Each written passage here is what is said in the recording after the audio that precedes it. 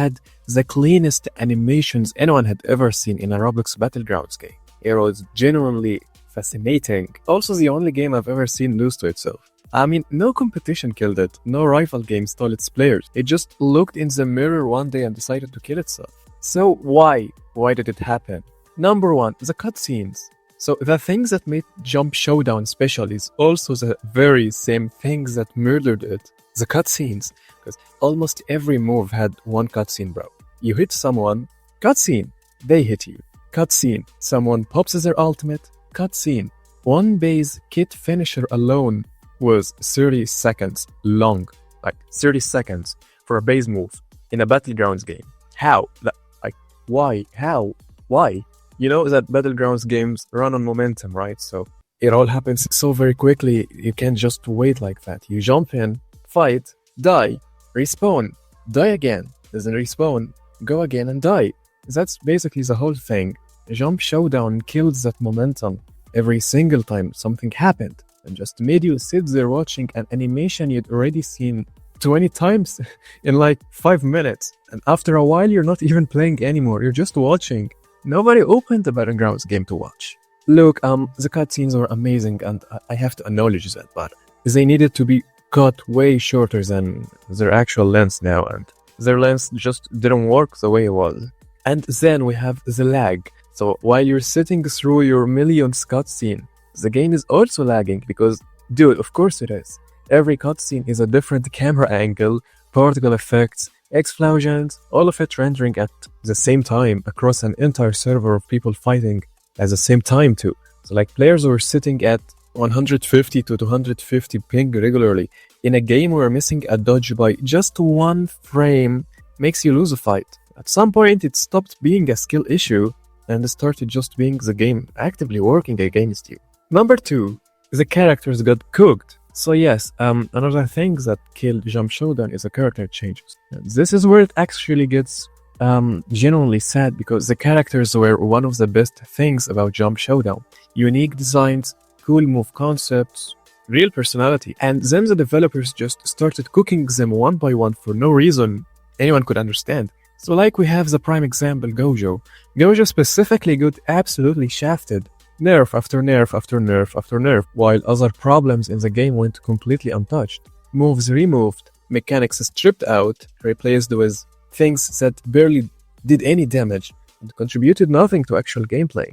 And this wasn't just a one-time thing, it kept happening. So like update after update, Gojo got worse, while the community kept asking why he was a priority when half of the game was falling apart around him. And it wasn't just Gojo. Multiple characters had unique mechanics that made them fun and interesting to play.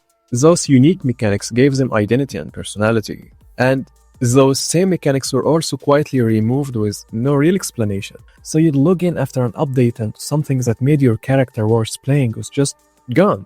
No replacement, no compensation, no buff in another place, just gone. When the community asked about it, the answer was basically silence. So like the worst part is you could see in certain updates that the developers were genuinely capable of doing it right. Some changes looked clean, felt good, made sense, which made the bad ones hurt even more because it proved they knew how. They just were never consistent about it. Then we have the Jujutsu Shenanigans collaboration that was supposed to fix everything. New audience, new hype, cross-community energy, people were excited. You know the Jujutsu Shenanigans community. So what happened? They copy-pasted Yuji and Sukuna directly from JSD to Jump Showdown. Same hitboxes, different game, completely different balancing. So it was like broken from day one. The community was furious, it got removed. The game went right back to where it was before, like the whole thing never happened. So like the collaboration came and left without leaving a single mark. And it ended with the game having just 7,000 players or somewhere around it. So like the collaboration didn't work the way it was at all. So the real problem is Jump Showdown built its whole identity on looking incredible. Focus on looking. That worked for getting people in the door, definitely. But once you've seen every cutscene and every kill animation, there's genuinely nothing left to come back for. No reason to stay, because every Battlegrounds game that actually survives long term does it through how it feels to play. Jujutsu Shenanigans is alive because the combat feels good and The developers constantly listen to the community. The strongest battlegrounds is alive because it's smooth and consistent. Jump Showdown was so obsessed with the presentation that it forgot to build something worth coming back to underneath it. And when players started leaving instead of addressing that, they kept changing characters nobody asked them to change, removing things people actually liked, and giving updates that left the community more confused than excited. So this is the sad end. Just a few thousand players after Gojo and Kratos and animations that genuinely had people thinking this was the one to finally dethrone every other Battleground game, especially after the JGS collaboration.